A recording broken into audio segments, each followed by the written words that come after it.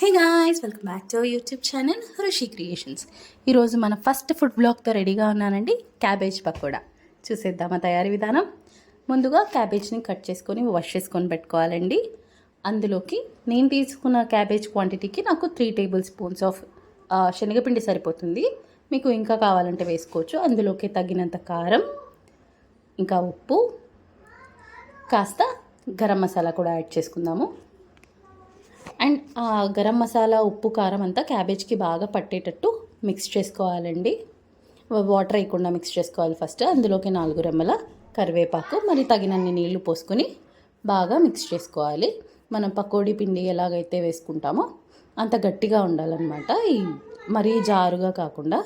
ఇప్పుడు స్టవ్ మీద ఆయిల్ పెట్టుకొని హీట్ అయిన తర్వాత కొద్దిగా ఎక్కువ లేకుండా చిన్న చిన్న ఉండలుగా ఆయిల్లోకి వేసుకోవాలి. మరీ ఎక్కువగా వేస్తే క్రిస్పీగా రాకుండా ఉండడానికి అవకాశం ఉందన్నమాట.